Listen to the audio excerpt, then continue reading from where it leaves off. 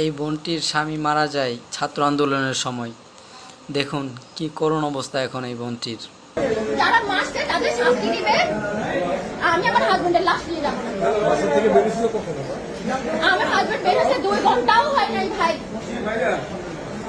1 ঘন্টার মাথায় 1 ঘন্টা তাও সেখানে আছে যেখানে আছে। 1 ঘন্টার মাথায় কেন ওকে মারবে?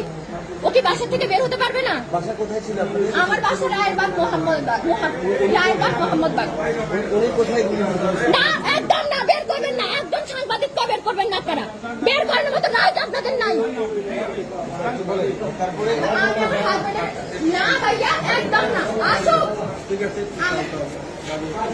ভাইয়া আমার 2 বছরের বাচ্চা আমাদের কি জবাব দিব? 2 বছর মাত্র জন্মদিনটা গেছে।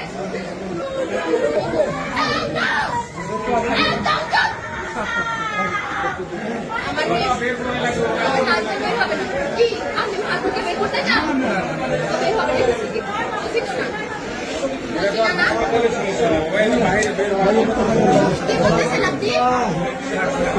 আপনার মেয়ে আছেন আমার বয়সে, আমার 22 বছর বয়স মাত্র। আমার জীবনের দাম কি? আমি বাকি জীবন কিভাবে কাটাবো? আমি কবে মারা যাবো তা তো কোনো ঠিক নাই। আমি এতগুলো বছর কিভাবে কাটাবো?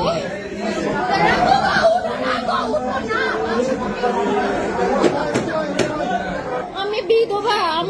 আমার কি বিধবা হওয়ার বয়স হয়েছে বলেন? আমার মাত্র 22 বছর।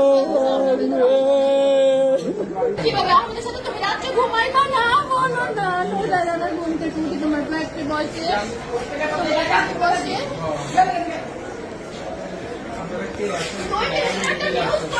তারপরে তোমার অফিসে সব শেষ। শুধু একটা হেডলাইনে লেখা থাকবে অমুক মারা গেছে, গোলাগুলি করেছে। একটু উত্তর দেন না প্লিজ। ডাক্তার ভবিষ্যৎটা কি? আমার মেয়ে ডাক্তার বানাবে বলছে ও ডাক্তার। আমি অনেক বড় একটা বাসা নিয়ে থাকি। আমার বাসা থেকে বের হয়ে যেতে হবে। আমি ভাড়া কোথা থেকে দিব? নুজারা রাখবো। আমরা কিভাবে বাঁচবো? নুজারা রাখবো। নুজারা রাখবো প্লিজ উঠে যাও না বাবু, উঠে যাও না তুমি। আল্লাহ নুজারা রাখবো জানো আমার মা কি বলবে? আমার মা নুজারা রাখবো। নুজারা রাখবো উঠো না। আমি না তোমার আজের জন্য আম কেটে দিচ্ছিলাম।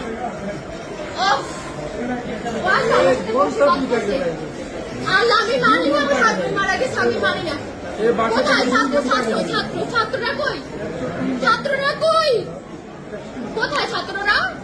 আর প্রধানমন্ত্রী কই? উনি কখন মানবে বিচার? ওদের ইয়ে কখন মানবে? উনি কজন মারা গেলে? উঠো। তুমি ছাড়া আমাদের কেউ নাই, বিশ্বাস করো। আমরা দেশ ছেড়ে চলে যাবো। তুমি উঠো। নিজেরা রাখবো। কতজন গেছে গেছে? তুমি বাড়তে যাও না। নিজেরা কতজন গেছে গেছে? তুমি কিচ্ছু